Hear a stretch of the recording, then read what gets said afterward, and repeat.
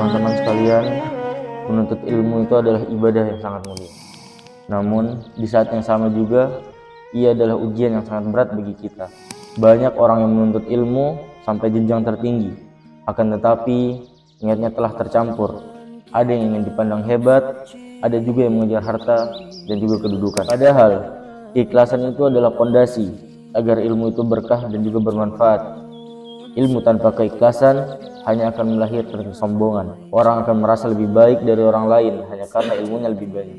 Rasulullah SAW mengingatkan kita dengan hadis, yaitu innamal a'malu binniyat wa innamal likulli imri'in ma nawa, yang artinya sesungguhnya amal itu tergantung pada niatnya dan setiap orang akan mendapatkan sesuai dengan apa yang dia niatkan. Hadis riwayat Bukhari dan Muslim. Jadi, jika niat kita belajar untuk membanggakan diri di hadapan para teman-teman atau untuk mencari pujian dari orang banyak, maka ancamannya sangatlah berat. Ilmu yang seharusnya menjadikan cahaya sebagai penunjuk jalan justru bisa menjadi penghalang menuju surga.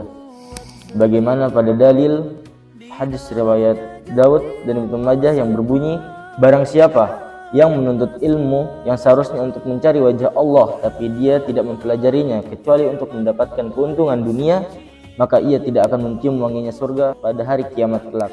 Imam Az-Zarnuji dalam kitabnya Ta'lim Muta'allim menekankan 3 niat yang harus ada pada seorang pelajar. Yang pertama, yaitu mencari ridha Allah. Yang kedua, menghapus kebodohan dari diri sendiri. Dan yang ketiga, menjaga dan melestarikan agama Islam.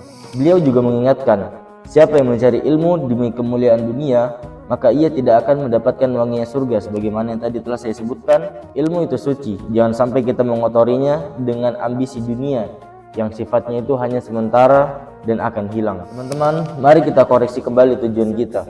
Pada saat kita belajar atau hadir di majelis ilmu, apa tujuan kita?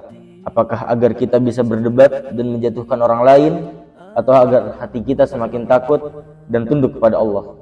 Orang yang ikhlas dalam menuntut ilmu, cirinya adalah semakin bertambah ilmunya. Ibaratkan ilmu padi, seperti kita tahu, semakin berisi akan semakin menunduk. Bukan seperti tong kosong yang nyaring bunyinya tapi tidak berisi sama sekali. Keikhlasan juga membuat kita tetap semangat belajar walaupun tidak ada yang melihat ataupun memuji.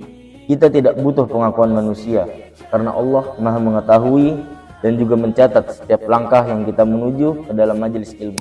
Oleh karena itu, sebelum kita membuka buku atau memulai pelajaran, mungkin kita harus meluruskan niat kita sejenak.